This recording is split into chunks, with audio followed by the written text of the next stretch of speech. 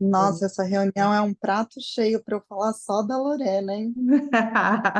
Nossa, Não, não, não. Essa reunião é um prato cheio para a gente recuperar a nossa dimensão mulher. Realmente é assim que acontece quando a gente encontra várias mães, e aí vamos logo conversando sobre as nossas crianças, não é? Mas aqui nós vamos fazer um exercício de colocar a nossa dimensão feminina, a dimensão mulher à frente.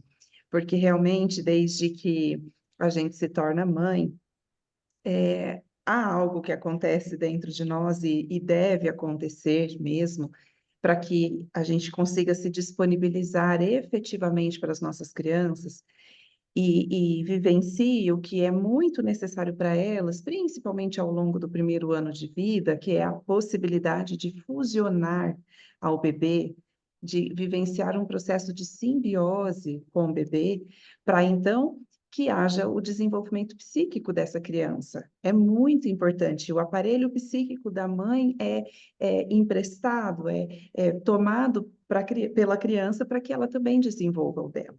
No entanto, o que vai acontecendo é que a gente esquece de atualizar a nossa relação conosco e também com essa criança que pouco a pouco precisa ir vivenciando uma separação dessa fusão, vivendo o que vem depois, que é a simbiose, e depois um processo de individuação. E as crianças estão preparadas para esse processo, porque elas são filhotes de humanos. Elas já vêm ao mundo para desenvolverem autonomia. Claro que vêm ao mundo com uma dependência absoluta e também com o princípio do prazer absoluto. Tudo precisa ser resolvido imediatamente, porque senão elas se desorganizam, choram muito quando pequenas, independente de terem um temperamento mais ameno ou mais intenso, as crianças choram quando não estão confortáveis. E nós, adultos, nem sempre conseguimos lidar com o desconforto da criança, porque isso também nos desorganiza, também nos recorda os nossos desconfortos, né? Então, assim, pouco a pouco, a gente precisa ir elaborando uma relação nova, uma relação que vai sendo construída com base no apego profundo e seguro, ao mesmo tempo, num processo de recuperação da identidade dessa mulher e permissão para que essa criança se individue, para que ela se torne um ser inteiro. Só que nesse meio tempo, há muitas vezes um descontato, porque a nova identidade dessa mulher, que agora é mãe, não corresponde mais àquela identidade anterior. Então, um reencontro com a mulher que nós somos não se dá através do resgate de coisas do passado. Isso é muito interessante. Quando eu escuto mulheres, às vezes tentam recuperar dimensões que já não são mais possíveis desde a maternidade. Eu vou dar aqui um exemplo. O sono. O nosso sono jamais será o mesmo. Jamais será o mesmo.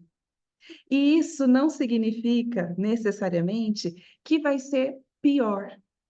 O que vai acontecendo com a nossa relação com o sono é uma transformação.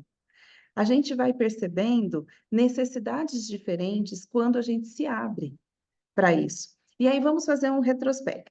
Quando a gente está lá na adolescência, vamos voltar antes ainda, na infância, o nosso sono era um. Eu tinha uma experiência de pouco sono, assim, eu acordava cedo. No entanto, fazia parte da minha cultura familiar, assim, a gente dormia depois do almoço. Minha mãe descansava um pouquinho, sempre depois do almoço, e eu gostava disso, assim, de estar com ela, eu deitava junto e virou um hábito. Como nós estudávamos sempre de manhã, eu e minha irmã, então depois do almoço a gente tirava cochilinho. Mas aí dormia cedo, acordava cedo, final de semana também. Aí depois vem a adolescência, ai, aquela fase em que dormir até às 11 era assim o auge. Que delícia, né? Sair de final de semana, ali desde os 14, 15 já tinha essa coisa de passear. Aí chegava e ia dormir até meio-dia, 11 horas, quando era possível, quando não tinha que acordar cedo para arrumar a casa, ajudar na faxina. Mas o sono era assim, qualquer hora que deitasse tinha sono. Podia deitar durante o dia, dormir à tarde, que depois dormia à noite. Aí vamos para a fase mais adulta.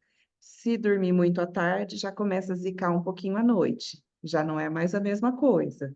Essa coisa de ir para balada, o sono, assim, de manhã já é um pouco arrastado, você já acorda para ir ao banheiro lá pelas 8, aí depois estou falando de mim, depois você tenta voltar a dormir, já não é mais aquele sono igual do adolescente que dormia diretão, alguma coisa já se transforma aí. Aí daí você fica um pouquinho mais, assim, madura, você já pode dormir a hora que for, começa a acordar cedo do mesmo jeito. Você fala: "Ixi, agora fica difícil para balada, porque depois eu não vou conseguir recuperar esse sono, não vou dormir igual". Aí pronto, chegam os filhos. Aí é que a coisa desanda, porque agora a privação de sono. Mas há um fenômeno que acontece. Quando essa privação de sono acontece, a gente geralmente se vitimiza um pouco e quer recuperar um sono lá da adolescência, que você já nem tinha mais. E você quer viver aquela mesma relação com o sono, mas já não dá mais, porque aí tem um bebê que acorda, e se não acorda na madrugada, se você tem a sorte de não ter um bebê que acorda na madrugada, vai acordar cedo de qualquer jeito, né? Ou então vai dormir mais tarde e acordar mais tarde, o ritmo muda. E por que que eu falo isso? Dessa história nossa com o sono? Porque se a gente abre um espaço para uma transformação necessária na nossa relação com o sono, a gente vai desidealizar, desromantizar essa ideia de que o ideal é dormir 8 horas de sono numa noite, né? De 8 a 10 horas. Quem que consegue dormir assim no mundo de hoje, com o trabalho, com crianças? E mesmo quem não tem filhos, tem compromisso à noite e se envolve com outros, a bruta aqui, e tem cada dia um compromisso diferente, é a igreja e volta, não consegue dormir tão cedo. E acordar cedo é uma questão necessária para fazer o que precisa fazer, por exemplo, atividade física, né? Então, quando a gente se permite atualizar essa relação, eu consigo, então, pouco a pouco, ressignificar a carência de sono. Então, você tinha antes uma necessidade muito grande de dormir e você se reconcilia, faz as pazes com a realidade de ter um bebê pequeno ou uma criança pequena que necessita de outras coisas. Né? E aí, o que que acontece? Ah, mas eu fico exausta, eu acordo muito cansada. É verdade que o nosso organismo vai passar por muitas adaptações, mas geralmente o sofrimento tem a ver com apego e com esperança. Isso a gente aprende na filosofia budista. Essas duas causas são comuns ao sofrimento humano: esperança de que eu vou voltar a ter um passado, sabe? Ou esperança de que eu vou construir um futuro ideal em relação ao sono, né? E o apego a essa ideia. E o medo também é a causa do sofrimento, segundo o budismo. Medo de não dormir. Às vezes a gente já vai deitar pensando que assim que o bebê acordar, você já vai ficar quebrada no outro dia e já vai nutrindo essa ideia de que o ideal seria que ele dormisse. E aí há uma frustração. E nesse meio tempo já desandou tudo. Já desandou. Você já estabelece uma relação muito angustiante, aflitiva com o teu sono. E aí você deita já pensando que precisaria dormir mais. Agora, se você se reconcilia novamente, como eu estou dizendo, com a realidade é essa: meu sono não será o mesmo, e eu vou aproveitar o meu sono dentro do que é possível, dentro do que é real. E aí, o que sobrar, né, disso, ah, é o meu cansaço? Observa isso. Se você adicionar essa nova etiqueta à sua privação de sono, né, não é se conformar, mas sim flexibilizar o seu desejo de dormir muito e compreender que a sua fonte de nutrição na relação com a vida, a vitalidade tua, não vai vir mais desde a sua maternidade pelo sono. A sua vitalidade vai vir do movimento. Porque quando a gente está cuidando, nós estamos num movimento, é verdade, mas é num movimento que é para fora, que é por o outro. Eu preciso estar atenta ao outro, às necessidades do outro. E a gente se desconecta do movimento interno, que regula as nossas necessidades, que regula a nossa fome, que regula inclusive o nosso sono. Aí eu me projeto nas necessidades do outro e fico exausta por atender, claro, o tempo todo o outro, o que é necessário, por um lado. E aí a gente se perde da nossa necessidade vital, que é de movimentar de dentro para fora, movimentar as nossas percepções, movimentar o nosso sistema digestório, por exemplo, o sistema intestinal com saúde, e por isso eu preciso me alimentar bem. Eu preciso dar movimento para o meu corpo através de atividade física. Eu preciso dar movimento para o meu mundo interno através de relações significativas. São essas três coisas que ficam a desejar quando a gente tem criança pequena. E eu acho que rodando, né, como eu disse esses dias nos stories, que andando em roda, eu vou me movimentar, e aí eu me movimento sim, mas num movimento sem intencionalidade, a não ser estar fora. E é por isso que há uma exaustão. E aí a impressão que dá, então, eu falando isso, é que não vai caber dentro do tempo, dentro da dinâmica da vida de uma mulher que trabalha, dentro ou fora de casa, que cuida da sua criança, que administra a carga mental toda, que em 99% fica, por cento das famílias fica para a mulher. Administrar tudo isso, administrar a relação da criança com a escola, ou se ela não está na escola ainda, com alguém que cuida em casa, mesmo que a pessoa tenha babá, mesmo que tenha uma funcionária doméstica, ainda assim há um movimento de gestão da família, né? E dá uma impressão que é incompatível com qualquer outra coisa.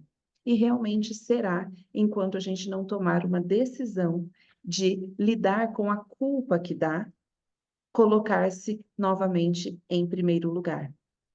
Eu não sei se um dia a gente já esteve em primeiro lugar, porque tem mulheres que têm em sua história de vida sempre estar em segundo plano, sempre estar a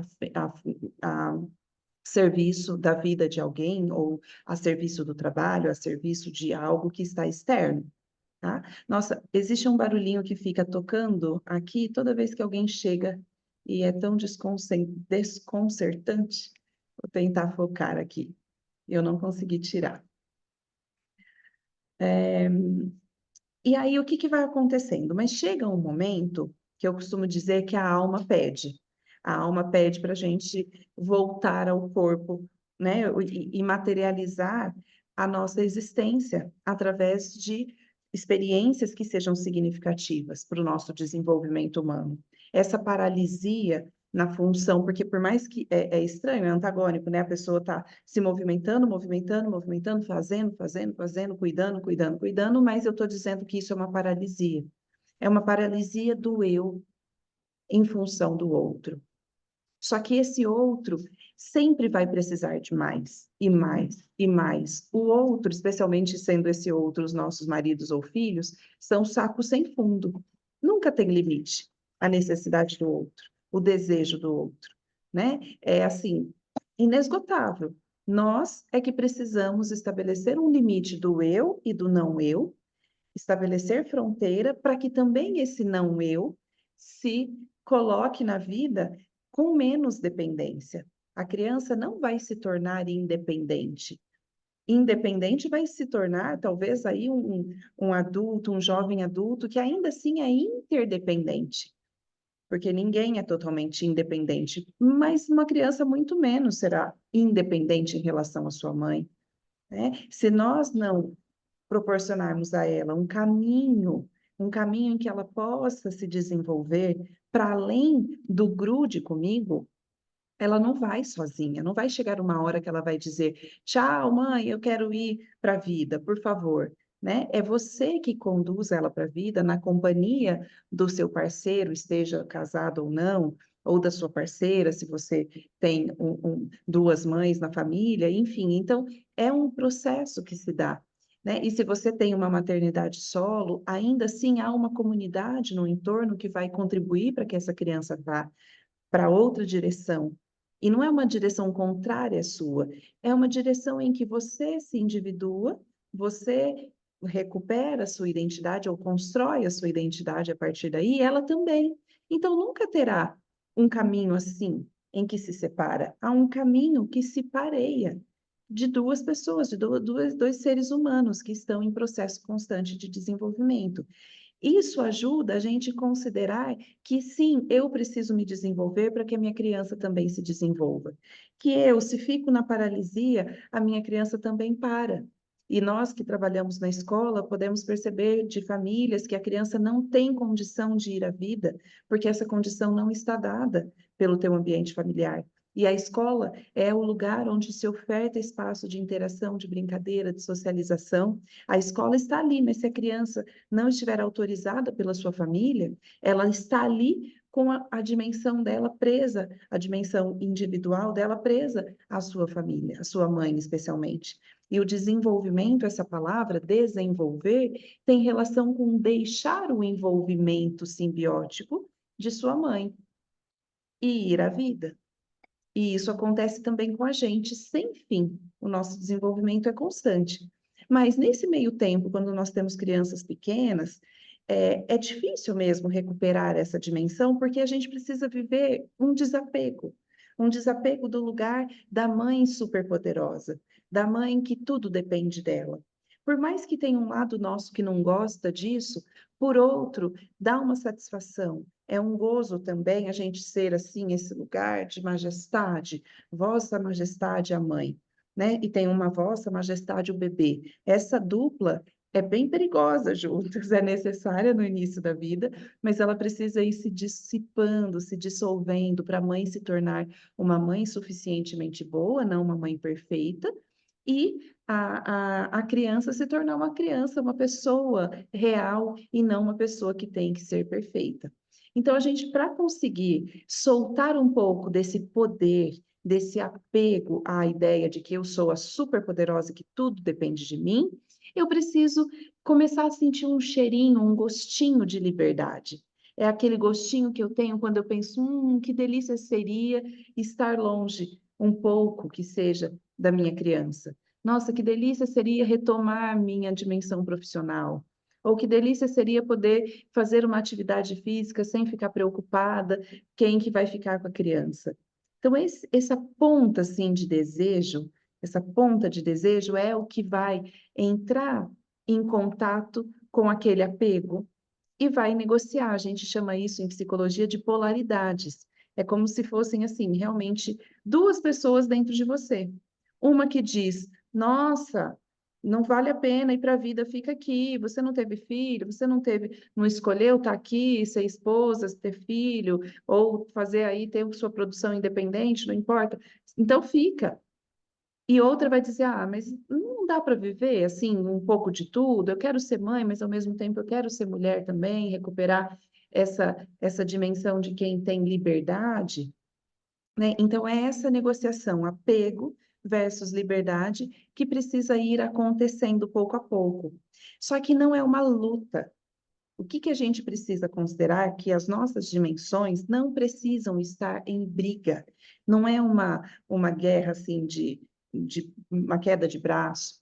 A gente precisa estabelecer um diálogo, escutar essa dimensão que diz: fique aqui apegada para sempre a sua criança, você e ela para sempre. O que essa dimensão quer dizer? Que a vinculação afetiva profunda com sua criança é inegociável, que você não quer abrir mão disso. E isso é ok, é genuíno, essa parte é genuína. Você vai continuar investindo no vínculo afetivo, você não vai ser negligente, não vai abandonar, não é esse o seu desejo. Você se compromete com a educação, com os cuidados, com os afetos da sua criança. Agora, por outro lado, tem uma dimensão que também não é que essa quer ser uma louca agora que vai fugir, que nunca mais vai voltar e que só quer ficar sozinha e que vai se tornar um ser individualista. Não, essa dimensão não é perigosa. Ela só quer um pouco mais de espaço para recuperar experiências que sejam significativas, para entrar em contato com uma expansão de vida, para amadurecer, para se tornar uma pessoa mais complexa, no sentido bom da palavra, de ter mais reflexões profundas sobre a vida, de não ficar só na superficialidade do fazer, fazer, fazer, ficar assim patinando em cima do fazer, ou não ficar só procrastinando as coisas que são necessárias fazer e se aprofundar nas coisas. É isso que essa dimensão quer. Ela quer um pouco mais de prazer, de sentir sabores, texturas, temperaturas, quer um pouco mais de...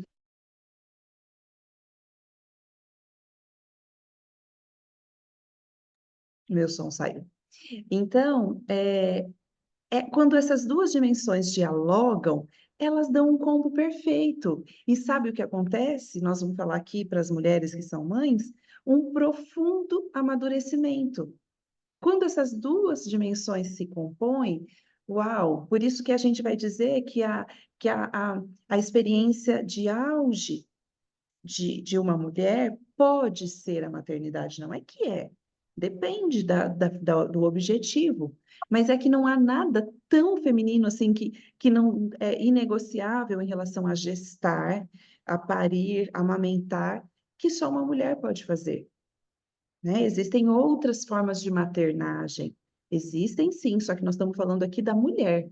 E por isso eu estou fechando nesse recorte, né? E aí, por que que muitas mulheres falam, uau, que transformação depois que eu me tornei mãe?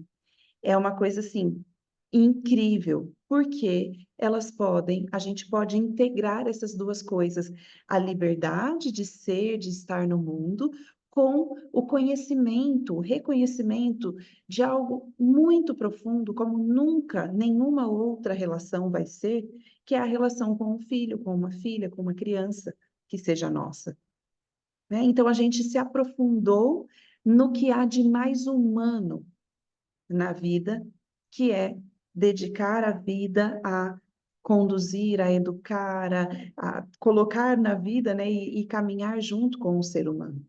Isso é profundamente humanizante. A gente realmente se torna. Também não é para todo mundo, tem pessoas que não mudam em nada, que não se transformam em nada, mas por quê? Porque não é a maternidade por si só. Tem gente que tem 5, 10, 15, 20 filhos e não foi afetada pela maternidade. Quem é afetado pela maternidade? Quem se disponibiliza a se vincular profundamente a alguém. Agora, da mesma maneira que só isso não basta para essa expansão de vida, porque essa pessoa pode então ter se disponibilizado a se vincular a alguém e só, como se tudo na vida fosse essa criança. E não é isso. Não é isso, porque essa criança vai para a vida e essa criança vai embora. E é o que acontece com mães que se dedicaram a vida inteira aos filhos e agora chegam à terceira idade e não tem sentido de existência, porque elas não puderam compor essas duas dimensões. Essa poderosa mulher que conhece, talvez essa seja a Mulher Maravilha, que conhece profundamente o vínculo de ser mãe, com essa mulher que está agora com essa jornada, com isso na bagagem, na vida, com esse vínculo que é estruturante, agora estabelecendo vínculo com outras pessoas. Tem gente que fala: nossa, depois que eu me tornei mãe, eu sou uma outra pessoa na relação com as crianças na escola. E as professoras que não têm filhos ainda acham um pouco estranho. Eu mesma, quando não tinha filhos, e alguma professora dizia isso, eu ficava até um pouco ofendida. Falava, nossa, mas eu sou uma professora super disponível às crianças, sensível, empática, amorosa. Mas não se trata disso, é uma outra coisa que só vivendo a experiência que você realmente tem como saber. E isso não significa que alguém que não seja mãe não seja uma boa profissional da educação, de jeito nenhum. Eu estou dizendo que é algo diferente. E só quem é que tem como saber, né? E eu não estou hipervalorizando a maternidade, nem romantizando, porque tem partes dificílimas, que quem não tem filhos tem muitas vantagens também. Assim como tem desvantagens, igual quem tem filho. É neutra, essa situação é neutra. É ou não é? Então, eu estou falando aqui de algo que é uma qualidade específica a quem é mãe. E que a gente pode aproveitar esse potencial ultra humanizante para então reconectar com a nossa dimensão. Dito isso, essa é a base da nossa autorização de seguir a nossa vida ao lado da nossa criança e da nossa família, porque quando uma mulher segue a sua vida, a sua família também se desenvolve. Por isso que eu considero que esse assunto não é só das mulheres, é um assunto do campo da parentalidade, a não ser que a mulher seja solteira, e ainda assim é um assunto da família, da rede dessa mulher, que pode estruturar a vida dessa criança junto com ela, né? Então, quando a gente está passando por uma crise de identidade, de eu não sei o que gosto, eu me perdi de mim, eu não tenho mais amigos, os meus amigos são de outra época, Tudo isso, como eu falei, que precisa ser atualizada a nossa relação com o sono, também precisa ser atualizada a nossa relação com os pares, com as pessoas ao nosso redor. Pode ser mesmo que as mulheres que antes te interessavam, os assuntos que antes te interessavam, já não te interessam mais. E você valida isso. E você permite conhecer outras experiências de relacionamentos. Só que aí é como a Marina disse logo no início, vou falar logo da minha criança. Essa é uma tendência nossa. Se a gente não tiver uma decisão de encontrar outras mulheres, outras pessoas e falar de outras coisas e expandir a nossa perspectiva de mundo, nós vamos ficar durante anos e anos só falando da nossa criança. Inclusive, se você é casada e tem uma possibilidade de passear com seu parceiro, é comum que nos primeiros passeios só se fale da criança. Que tudo que vai falar das coisas engraçadas, das coisas difíceis, das coisas lindas, encantadoras. É gostoso, é gostoso.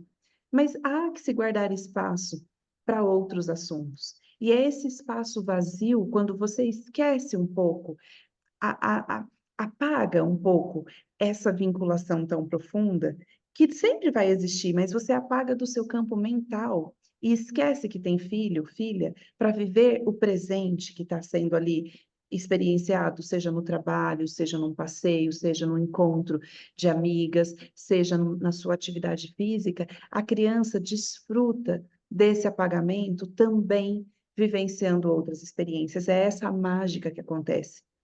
Por isso que a criança pequena precisa ir para a escola. A gente diz que é o espaço livre da projeção dos seus pais e sua mãe. Seu pai e sua mãe, a projeção, esse olhar, esse vínculo que não cessa, que fica o tempo todo nutrido de lá para cá, daqui para lá. E essa criança só tem olhos para a mãe. Quando ela vai à escola, ela tem a oportunidade de deslocar um pouco a sua existência para outras experiências que vão desenvolvê-la. E se ela fica só recebendo o olhar da mãe ou buscando o olhar da mãe, mãe, você viu o que eu estou fazendo? Olha, vem brincar comigo. E eu. Ela não tem experiências outras. E isso não é nada bom para a criança, tanto quanto não é bom para você. Então, cabe a nós fazermos o corte mesmo. Dizer agora não, agora eu estou ocupada, agora eu não quero, agora sou eu, é minha vez. Para a criança também aprender a dizer eu. Às vezes a gente diz, a mamãe, fala de um jeito que só tem a mamãe ali. Não, tem uma mulher. Eu estou com vontade de ouvir música. Né? E a gente, às vezes, quando tem criança, só coloca as músicas que são músicas que a criança gosta de ouvir. Se vai assistir alguma coisa na TV, é só o que a criança assiste. Então, quando tem criança pequena, fica em loop, em desenho, Netflix, YouTube. Você não assiste mais nada, não assiste. Ah, mas eu assisto sim quando ela dorme. E aí nós vamos para outro ponto aqui que me preocupa muito. Eu tenho visto realmente com muita preocupação que as famílias, que os adultos de uma família, quando têm crianças pequenas e se comprometem muito com a educação e o cuidado delas, não estou falando de famílias que negligenciam as crianças, mas ao contrário, famílias que colocam a criança num hiper lugar, sabe? Acima de tudo e todos. Esse é um grande dano, que é a face oposta da negligência. Então, são faces da mesma moeda. E isso é muito perigoso. A gente não quer estar no contrário, no extremo da negligência, tampouco no extremo da distorção do lugar de uma criança que não veio ao mundo para estar acima de ninguém, mas estar entre os outros, que são esses outros, os seus familiares. Quando a gente coloca a criança acima, é um lugar dificílimo de sustentar para ela. E por isso elas ficam tiranas. E aí a gente precisa ajudá-las a estar entre nós. Como? Existindo entre elas, entre as nossas crianças. Só que o que eu tenho visto é que as famílias, os adultos só conseguem existir quando as crianças estão dormindo. Literalmente. Ou estão dormindo porque é a hora do sono, ou estão dormindo simbolicamente anestesiadas, zumbis pelas telas. E por isso que as famílias têm dado tantas telas para suas crianças, por uma necessidade genuína de existir.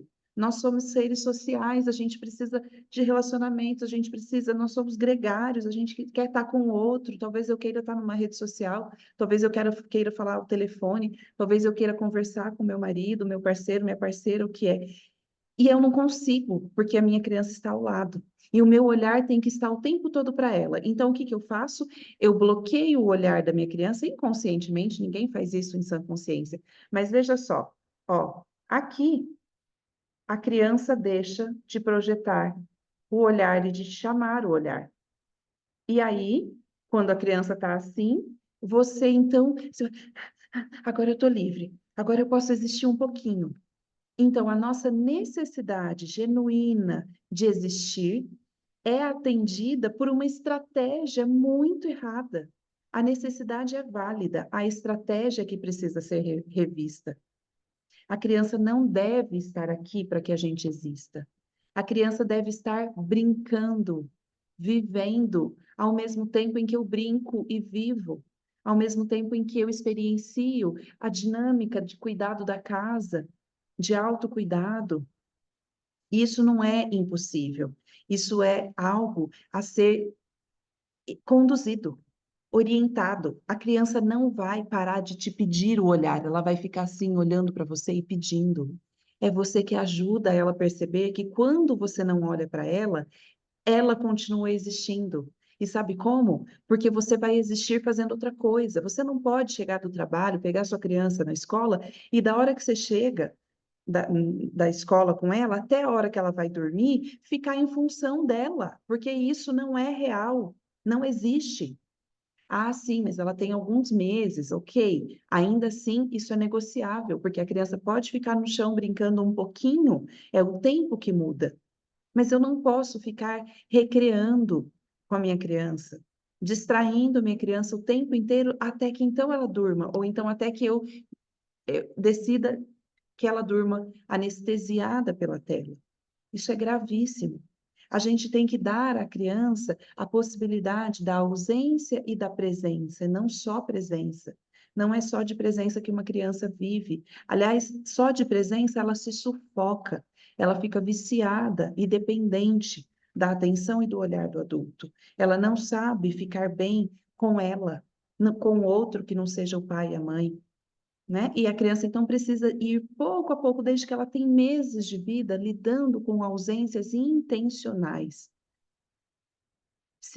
Esses dias eu mandei aqui um podcast para vocês, na escola, a gente assistiu lá na escola. É um podcast maravilhoso, indispensável para nós, como mulheres, para os nossos parceiros, para os nossos familiares. Precisamos espalhar. Escuta ao mesmo tempo que sua criança está em casa. Escuta no carro, a caminho da escola, enquanto você leva a sua criança para a escola. Coloca a sua música preferida a caminho da escola, cante, dance, liga a TV. Eu adoro assistir GNT, adoro. As minhas crianças daqui têm que assistir GNT se quiserem assistir TV em dado momento da noite. Sabe, vocês lembram quando os nossos pais assistiam novela, jornal? E não tinha essa de desenho à noite. Ah, tudo bem que o contexto de não ter desenho à noite facilitava. Agora, de verdade, eu duvido que se tivesse desenho à noite, até porque tinha na cultura, na TV Cultura passavam alguns programas, mas na hora que o pai e a mãe sentavam para assistir, era a hora deles, era inegociável. E a gente jogou fora a água do banho com o menino dentro. A gente jogou fora tudo que era autoridade pelo medo do autoritarismo. Pai e mãe era autoridade. Ah, mas é horrível assistir jornal perto das crianças. Quem que lembra da infância de ficar atento a jornal? Era super chato. Ninguém queria ver jornal, criança ia fazer outra coisa. Assunto chato. Aqueles adultos falando coisa que não tinha nada a ver. Era isso que a gente precisava, que fosse chato ficar perto do adulto. Agora vai lá, coloca um desenho, fica sentada junto no chão, sem parar, fica brincando. Olha que legal.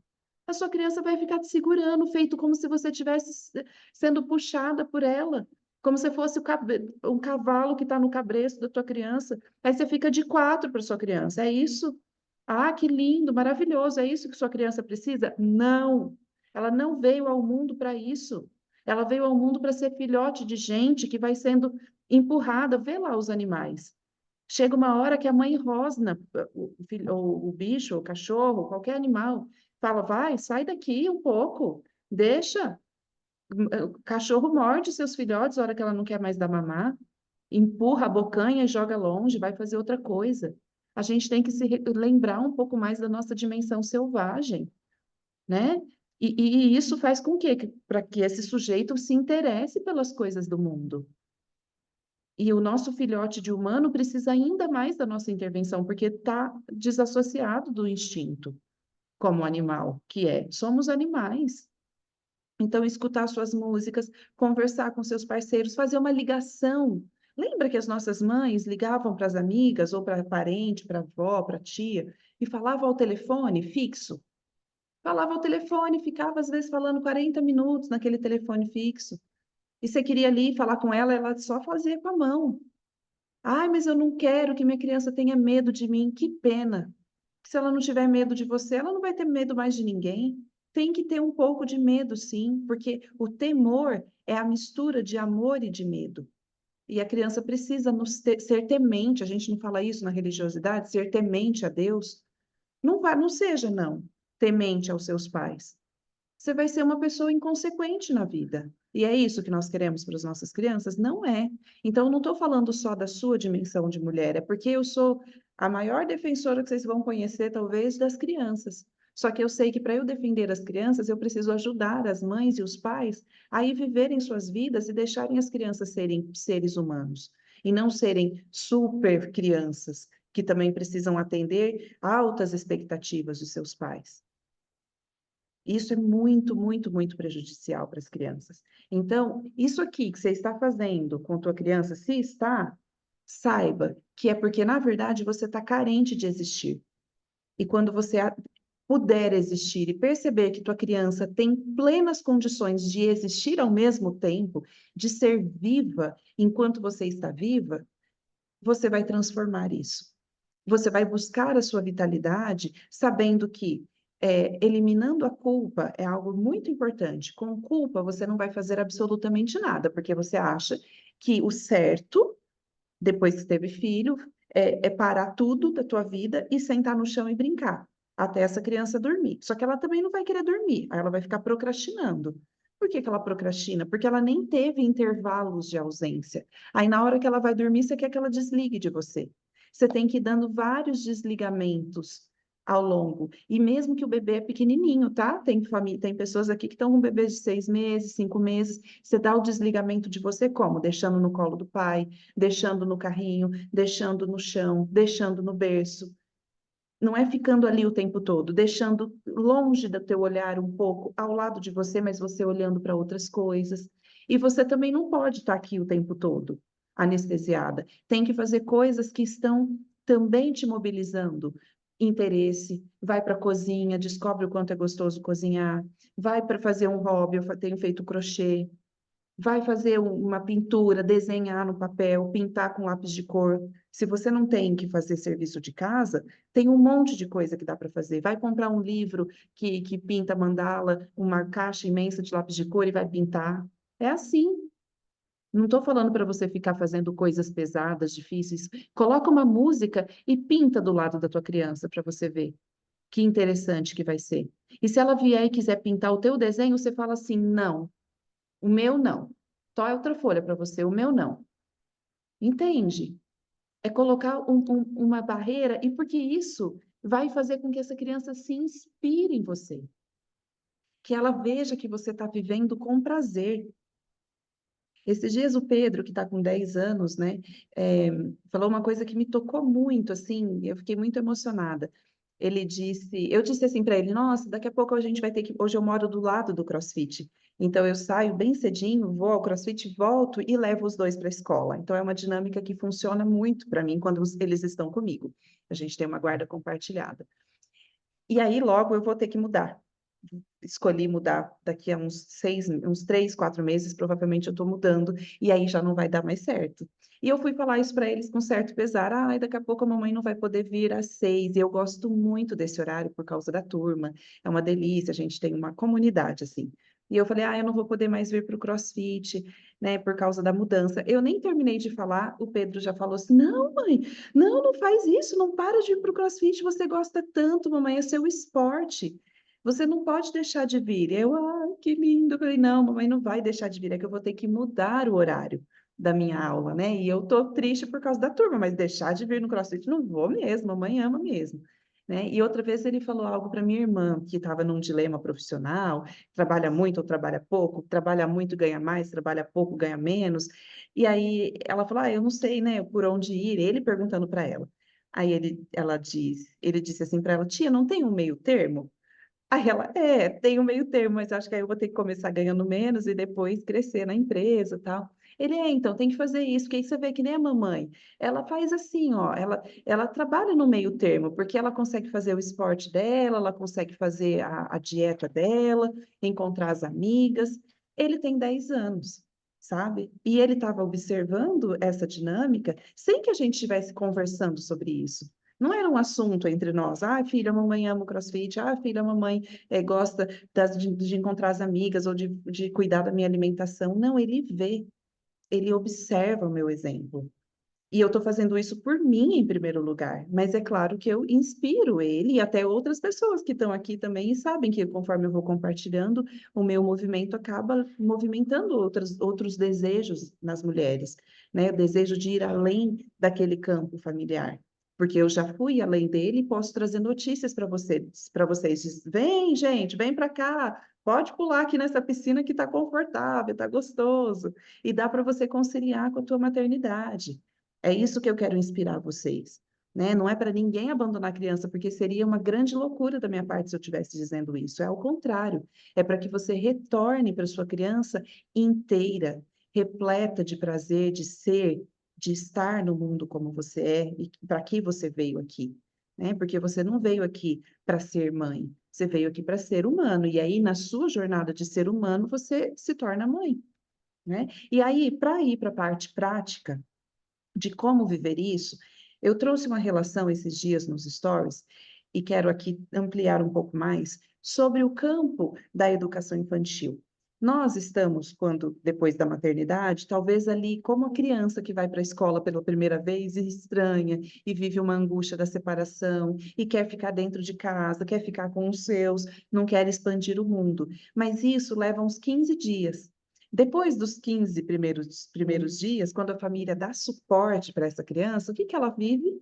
O prazer de estar com o outro, de estar num espaço de expansão de experiências e de consciência. E isso vai acontecer com a gente também. Então, vamos imaginar que para eu criar essa minha nova identidade, dessa mulher que recuperou um contato com sua interioridade, vai ao mundo através de tudo que integrou desde a maternidade, que essa mulher vai ficar mais interessante, mais profunda, mais tudo aquilo que eu já falei no início, o que que a gente vai imaginar? Que nós estamos indo para a educação infantil. Na educação infantil, o objetivo primeiro é ampliar, primeiro, antes de tudo, é contribuir para a formação do ser. Então, estamos nessa fase, formando o nosso ser, fundando, alicerçando quem somos. A criança vive isso. Ela está ali na primeira escola dela, que é a família, e ela vai para a segunda escola dela, que é a escola formal, para poder essa escola formal representar a escola da vida, que vai ser para sempre, né? Então, ela está ali descobrindo esse mundo. Ao descobrir esse mundo, ela está constituindo a própria inteireza, reconhecendo a sua individualidade, reconhecendo o outro e aprendendo a viver em sociedade. E não é isso que uma mulher vive depois que ela sai da caverna do puerpério, que dura 2 anos? É isso que ela vive. Ela vai ao mundo tateando o mundo, gostando, não gostando, sentindo aflição, querendo voltar. Mas aí a gente vai seguir, porque nós estamos aqui numa rede de apoio de mulheres que já foram há mais tempo, como eu, mulheres que estão tateando agora. Aí ela vai viver o que a criança vive na escola, que é um grande objetivo, ampliação dos interesses e das curiosidades. A criança, ela já tem muitos interesses e muitas curiosidades. Isso é da natureza da criança, que é o estado máximo de criar. Criança, estado de criar, estado de criação. Nós vamos precisar recuperar um pouquinho desse gostinho de ser criança na vida para construir a nossa identidade. né? Ampliando os interesses das curiosidades. Antes eu gostava sempre da mesma coisa, eu escutava sempre as mesmas músicas, agora eu posso ampliar isso. Mas eu não sei o que eu gosto de escutar, eu não sei onde eu gosto de ir, eu não sei o que eu gosto de comer. Para isso, nós precisamos ir para um outro passo, que é interações e brincadeiras. É isso que a criança vive na escola, são esses os dois eixos estruturantes da educação infantil: interações e brincadeiras. Como que a gente vive interações? Ampliando os nossos relacionamentos. Se eu estou numa escola de educação infantil, como criança, eu vou conhecer os pares, os amigos ali, né? E aí minhas interações vão acontecer, eu vou me relacionar com as crianças. E eu vou brincar. Do quê? Do que eu tenho interesse, do que o outro mostra que tem interesse. Essa brincadeira vai mobilizar o meu desenvolvimento. E nós, como mulheres, vamos buscar interações onde? Depende. Eu posso buscar na igreja, posso buscar na escola dos meus filhos. Ali é um ambiente repleto de pares, né? Porque é importante ter os pares. Eu posso buscar no esporte, como é o meu caso ali, eu busco no esporte. No esporte não é qualquer esporte. Se for na musculação, você não vai encontrar ninguém porque está todo mundo com seu fone. Não é assim? Então, um esporte em que você possa vivenciar em comunidade. É claro que eu sou suspeita, eu vou falar do CrossFit, mas tem os grupos de corrida, os grupos de bike, o beach tênis, o vôlei, esportes coletivos, a bola queimada, né? Que mais? O futebol, o futevôlei, enfim, esportes coletivos. Aí você vai fazer pilates, vai fazer musculação. Ai, que legal. Nossa, gostoso, muito gostoso. Não tem graça nenhuma. Se for fazer pilates, musculação, vá fazer porque você precisa de fortalecimento, alongar, mas você não vai viver ali interações e brincadeiras. Capaz de você ir no horário que só tem as idosas, os tiozão, né? Não tem graça nenhuma. Os assuntos são dos mais interessantes. Aí você volta para casa, ai, também nem gosto de sair mais. Nossa, é chato fazer atividade física. Claro, você foi escolher a pior que tem, mais sem graça de tudo. Vai achar o seu rumo, que seja alguma coisa interessante para fazer, né? E vai achar uma coisa que te instigue, que te deixe num movimento de aprender coisa nova. Não quero dizer que não seja bom fazer pilates, mas tem tudo que é bom é divertido, tá? Então vai se divertir, porque o campo é de brincadeiras e interações. E aí, além disso, a gente então vai viver o que na educação infantil a gente chama de campos de experiências. As professoras organizam contextos de brincar que são interessantes, elas organizam pesquisas, chamam a atenção das crianças através daquilo que elas se interessam, chamam a atenção para trazer novidades, criam campos de experiências na relação com o eu, com o outro, com nós, com pesquisas voltadas aos números, às formas, às cores, às letras. É isso que as professoras fazem. Então, nós precisamos encontrar ambientes em que hajam campos de experiências para nós. E por isso que eu falo que o ambiente do esporte é tão rico para isso, porque se eu for fazer aula de vôlei, por exemplo, aí eu vou encontrar ali, aliás, hoje em dia aqui em Rio Preto tem um monte de lugar de fazer aula de vôlei, né? Esses que fazem beach tênis também tem o vôlei de areia, que é super interessante. Ah, eu vou aprender coisa nova, vai ter um professor que vai ter criado um campo de experiência. Gente, hoje a técnica é tal. Isso é um campo de experiência. E aí você vai falar assim, ah, mas eu não sei se eu gosto. Mas criança não tem que saber se gosta, ela vai viver, ela quer saber se gosta, não pela cabeça. Ela sabe se gosta pelo corpo, pela oportunidade de estar com o outro. E aí ela experimenta, por isso o nome é campus de experiência. E aí nós vamos abrir um espaço profundo de socialização. É isso que acontece, essa é a mágica. Se eu disse para vocês que eu ia dar recursos, esses são os recursos, que você encontre tua turma, que encontre teu espaço de brincar, que encontre a sua oportunidade de desfrutar do seu corpo, da sua saúde, do privilégio de se movimentar todos os dias, e que você se revitalize diariamente através desse movimento, porque como eu disse no começo, abri já caindo toda a ilusão, o sono não vai ser mais sua fonte. E não vai ser mais mesmo, porque depois, quando você tiver filhos adultos e puder dormir, você não vai dormir. Pode observar as pessoas idosas na rua. O que que elas estão fazendo? Varrendo a frente de casa, acordando cedo. Não é pelo sono que elas vão se revitalizar. Elas vão se revitalizar encontrando as vizinhas, batendo papo, cozinhando, falando com os filhos, relacionando. Então, dormir acabou, gente. Para com essa história de querer dormir, vai fazer atividade física. Dormiu pessimamente, o seu bebê acordou a noite inteira, acorda às 5 da manhã, ao invés de tentar ficar rolando na cama para dormir mais meia hora, vai lá, liga um YouTube, faz um yoga de atividade, sabe? Vai fazer alguma coisa, não adianta querer voltar para a cama. E aí, quem sabe, na hora que você acabar a tua atividade física, respira e vê o que que você sente. Revitalização. Vai tomar um banho, lavar a tua cabeça, passar uma maquiagem, passa um rímel, passa um batom. Sai desse lugar de ficar ali alimentando a vítima também, que tem que ficar se martirizando pelos filhos, né? Porque ninguém vai bater palma para você sobre isso, ninguém. Seu parceiro vai achar que você não está fazendo mais que obrigação, que nem é nada demais também. Não vão valorizar, ninguém vai valorizar, nem a sua criança. Vai passar alguns anos, se você fez isso, ainda é capaz de falar lá: minha mãe deixou tudo para cuidar de mim, coitada. Vou fazer bem diferente dela. Geralmente é assim que as filhas de mães que abnegaram a própria existência correm léguas de fazer isso, porque sabem que não é bom, porque têm as suas mães tristes. Agora, as filhas de mães que se realizaram vivendo o que viveram e que, ao mesmo tempo, conciliaram com a maternidade, não estou falando de mães que foram se realizar e abandonaram a sua função materna. Mães que conseguiram bravamente segurar as pontas das duas coisas. E quanto a tudo isso que eu estou dizendo, não é só o dinheiro que precisa. Dinheiro ajuda, facilita a gente criar rede de apoio. Mas quando a gente não tem dinheiro e tem desejo, a gente cria rede de apoio com as nossas amigas. Eu me lembro logo que a Bruna Fernanda, professora, chegou na escola, né, vem de fora, sentar com pessoas aqui, mas ela teve uma disponibilidade afetiva para se tornar amiga de uma outra professora, que é hoje talvez essa amiga irmã, como eu tenho aqui a Bru, como minha amiga irmã, que até os agregados ela é agregada da família da Joyce, né? A irmã da Joyce que cuida do Pietro quando ela precisa, sabe?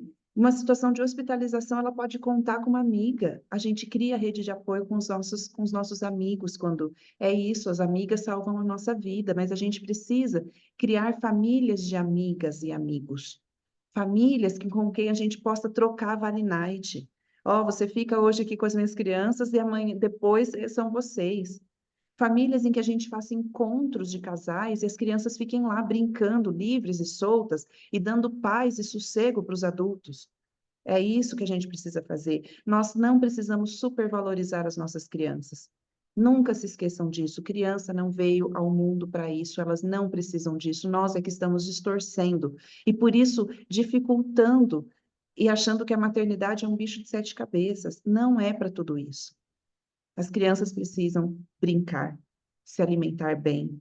Elas, olha, se você trabalhou o dia inteiro e chegou na sua casa, chegou da escola, pegar a sua criança na escola, ali por volta das 6, ela vai dormir às 8:30 da noite, larga a mão de culpa, porque eu não fiquei o dia inteiro com a minha criança, agora eu tenho que ficar com ela. Você não ficou o dia inteiro com a sua criança e nem com você, porque você trabalhou o dia inteiro. Você precisa conciliar ela e você. E no final de semana, você vai ter um período do final de semana que não é o final de semana inteiro, pelo amor de Deus, é um período para se dedicar a ela, a brincar, levar no parque, levar no clube, na piscina, ir na casa da avó, ir para o parquinho do condomínio. E depois você vai conciliar a sua jornada, organizar a sua semana, arrumar a sua casa, arrumar seus armários, escrever, ler, cozinhar, fazer o que você bem entender. Entende? A criança vai existindo ao mesmo tempo que você. E isso é um processo. Não vai acontecer de repente, mas se você tomar consciência, você vai pouco a pouco criar condições para que a sua criança e você viva interações e brincadeiras. Primeiro, valorização do ser. Não é isso que a Viver Presente proporciona? Uma escola que valoriza o ser. Você vai valorizar o ser e o existir, o estar, o expressar. Depois vai criar oportunidades de interações e brincadeiras para sua criança, para você. Campos de experiências e interesses e curiosidades ampliados. E aí, uma dica prática. Natúcia, eu sou aquela pessoa que vai a um restaurante, eu não sei o que pedir. Então, em primeiro lugar, você precisa ir ao restaurante. Em segundo lugar, você abre o cardápio. Em terceiro, você olha tudo aquilo que tem ali. E escolhe, dentre os elementos, um ingrediente que você gosta. Você gosta de salmão? Pega aquele. Aí, o que tem de mais é acessório. Pegou aquele prato naquele dia, come, fecha os olhos, faz um contato com aquela experiência. E depois da experiência, você classifica, você significa ela. Gostei desse salmão desse restaurante. Ou então, nossa, salmão esquisito, não gostei. Experimenta, aí você significa. E depois, numa próxima vez, você vai. Primeiro passo é ir. Depois você abre o cardápio. Depois você olha outro prato. Não pede o mesmo, experimenta outro. E depois outro. Faça isso com as bebidas. Que bebida você gosta? Ai, e lugar que gosta de ir? Esses dias atendi um casal, queridíssimo. E agora eles estão numa fase delícia que dava para sentir, para tocar, assim, a criança crescendo, os dois se reconectando, tinha ares de sexualidade, de gostoso entre eles. E eu disse isso para os dois, que gostoso, vocês estão assim, dá para sentir cheiro de prazer aqui. Vamos passear os dois. Ah, mas não tem rede de apoio, ele não fica, fica assim com outras pessoas. Aí vai que tem. Ah, mas também a gente nem gosta muito de sair. Eu disse, não gostava. Agora é um outro momento. Um casal que está se reconectando com uma criança aí em torno de 4 anos, quase gostosa, que não tem mais. Vai passear, vai namorar, vai para balada. Ah, a gente não é de balada. Vai experimentar ir para uma balada. Não quer dizer que você vai se tornar baladeiro, um casal baladeiro, mas talvez ir uma vez, se vista diferente. Põe uma roupa sensual para sair. Você não é de se vestir sensual, mas naquele dia você está brincando. É uma experiência de brincar. Lá na escola as crianças se fantasiam. Põe uma roupa de onça, um decote, um salto alto, vai sair com o seu marido. Se é solteira, vai sair assim para paquerar, para namorar, para sei lá. Ou não, você quer, ai, nossa, eu não quero ir passear à noite, mas quero ir, sei lá, fazer alguma coisa muito diferente. Sair para um lugar daqui pertinho e bater e voltar, um hotel fazenda, alguma coisa assim. Sabe, qualquer coisa que seja bem diferente do que sempre você fez antes de ter filhos, vai experienciar. E sempre nisso, não é para acertar o ponto, não é para acertar o alvo. Pronto, descobri que agora a gente gosta de balada e agora é assim. Não é para isso, é só para incluir no teu livro, na tua narrativa de estar vivo, essa experiência. Olha, não é que aquele dia a gente foi para uma balada e foi tão gostoso, não é que deu um tesão danado, a gente depois saiu para namorar, foi bem gostoso? É isso. Mas se você fizer sempre o mesmo, feijão com arroz, o papai com a mamãe, que legal, né? Vai dar em nada. Vai ser chato pra caramba e sempre chato, né? E pode estar casado, pode estar solteiro, vai ser sempre chato porque você só repete. E criança, por exemplo, que só tem a mesma coisa sempre para fazer e para viver nas escolas tradicionais, acham a escola chatérrima. Chega uma hora que nem querem mais ir na escola. Então, as relações das crianças precisam estar significativas e os contextos bem interessantes. Então, você precisa buscar isso para a sua existência. E aí não há criança, marido que te impeça. Se você quiser experimentar, junto com alguém ou sozinha, você vai experimentar. Vai ir para um cafezinho, faça o mesmo. Peça cada dia uma coisa diferente. Eu conversando com esse casal, inclusive, sobre isso, a Manu, ela me lembrou que tem um filme antigo, antigo, chama Noivas em Fuga. Quem já assistiu? Lembram? Noivas em Fuga. Eu não lembrava da cena que ela foge de todos os casamentos, por fim da história, ela precisaria se reencontrar, né, consigo, e por isso ela não queria ir ao encontro de um outro, porque ela tinha medo de perder-se de si. E, de fato, ela se perdia. Chega em dado momento que o cara que depois fica lá no final com ela, hoje eu fui assistir o trechinho, só que não dava muito sentido, eu queria trazer aqui para vocês, mas teria que assistir uma parte muito longa. Tem um momento que o cara fala assim para ela, você nem sabe como você gosta de ovos. Ela fala, eu gosto de ovos assim, assado, enfim. Na verdade, ela sempre gostava de ovos igual o parceiro dela. Se um gostava de ovo pochê, ela gostava também. Se o outro gostava de ovo frito, ela gostava também. E se o outro gostava de ovos moles, ela também. E aí, no fim das contas, ele joga isso na cara dela e ela depois faz uma experiência de muitos ovos, né? E de cozinhar vários tipos de ovos para descobrir qual ela gosta. E não era nenhum daqueles outros que ela achava que gostava.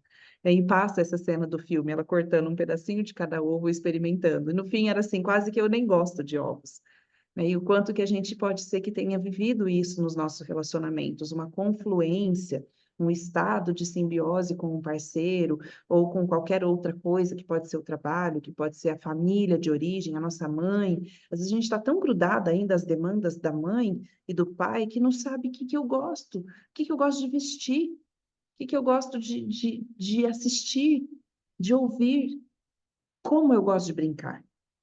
Tá bom? Então vamos ficar com esses campos assim de coragem para ir à vida, que é isso que a gente veio aqui fazer. Viver, viver presente. Sim?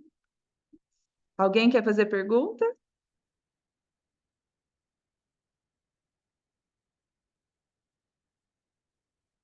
É só abrir o microfone. Eu queria saber o que que você falou, como que você vai para o CrossFit às 6, onde que as crianças ficam? As minhas crianças têm 10 e 8 anos. Aí eles ficam, eu saio para o CrossFit às 5 para 6, porque é ao lado, literalmente. Aí eu acordo os dois, eles se trocam sozinhos, eu deixo eles sozinhos, e durante essa 1 hora eles ficam aqui entre eles. Aí, quando são 7h10, 7h05, a aula acaba em 1 hora, né? Eu toco a campainha, eles descem. E eu levo para a escola que entra às 7h30. Então, essa é a minha dinâmica por enquanto. E depois vou dar outro jeito, porque sem fazer eu não vou ficar. Não vai dar. É, não vai dar. Eu Ah, sou a uma coisa. Nicole. Ah, eu tô vendo.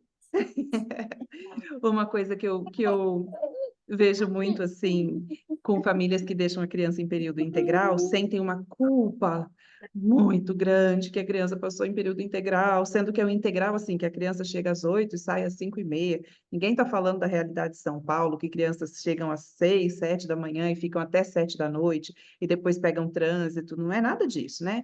Uma cidade que em meia hora já está em casa, tudo tranquilo, mas a culpa está lá. E aí querem chegar mais cedo para buscar a criança. Querem chegar às 3, não é, Marina? Às 4, assim? Para quê? É essa a sua hora de fazer seu CrossFit ou qualquer atividade. Chega às 5h30 para buscar, não chega às 4, você tem 1h30 livre. É a rede de apoio, isso é a escola. Os meus meninos são grandinhos, eu deixo sozinhos. Mas quando eles eram pequenos, é a escola. Entende? Mas se você acostuma a contar assim, quando chegar a fase dela poder ficar sozinha em casa, você vai, porque você já está acostumada. Ou então você vai levá-la com você para alguma experiência. Tem pessoas que levam suas crianças para o CrossFit, é um campo delicioso de brincadeira. Elas ficam lá se divertindo, fazem junto, daqui a pouco já estão matriculados. Meu Pedro está ali, ele desceu agora para o CrossFit, faz a aula das 8 às 9. Ele quer fazer, porque vê a mãe fazendo, ele gosta. Quer dizer, inspira. Aí você fica se privando ou indo para o Pilates somente, essa criança não vai querer ir para a Mas não atividade. tem, viu? Não Hum, tem, eu não encontrei ainda uma escola de CrossFit que tem aula entre 8h30 e 4h30. tem sim, aqui tem, no meu box tem. Que horas? Às 9? Tem aula das 7, 8. Mas por que 8h30? Ah, é porque tem que deixar elas às 8, não dá para começar o Não, CrossFit não, às senhora, tem que deixar às 7h30. A Mônica, que tá, talvez ela escute depois, ela está deixando o Rafael às 7h30, 15 para as 7, para as 8, Começa às e 8. vem para o CrossFit às 8. Aí, ó, a Karina está colocando aqui, ó, tem às 7h30, às 8, tem 11h30, ah lá. Na indoor tem às 9. Tem, Gi? Eu não estou lembrando. Tem? Ai, tem mesmo. 7, 8 e 9. Tá vendo? A gente arruma desculpa para tudo. Tem jeito. E depois tem meio-dia também, se não dá nenhum horário, tem no meio aí, que com certeza a Tem. Lorena tá. Tem meio-dia, tem meio-dia. E as outras aulas a gente dá jeito. É isso, assim, mas aí tem o meu horário de trabalho, aí tem. Algum jeito você vai dar. Se você, por exemplo, eu trabalho, se tem professoras que estão aqui, não é possível, eu estou com um bebê pequenininho, sai meia hora antes de casa, vai ali em cima no aeroporto, dá um piquezinho de corrida, vai e volta, e vai trabalhar às 8. A gente pode dar jeito para tudo, só que a gente precisa saber que pode e que precisa, senão a vida vai passando. Quem mais tem alguma objeção aqui a fazer? Ai, ai. Estão até com a tela apagada. E por experiência própria, eu sou uma dessas, né? Que é cheia de objeção. Oh, e depois, quando A Nathalie supera, foi fica. quebrando todas. A Nathalie foi quebrando todas as minhas. E no fim não sobrou nenhuma. Hoje não tinha com quem verificar, foi comigo pro cross. Eu pedi na Maravilhosa. academia para ver como ficava se eu cancelar o plano, porque eu acabei de pagar. Porque eu falei, não, tem que fazer CrossFit, porque a Natuza se diverte. E eu tô aqui com meu fone de ouvido, tá ridículo.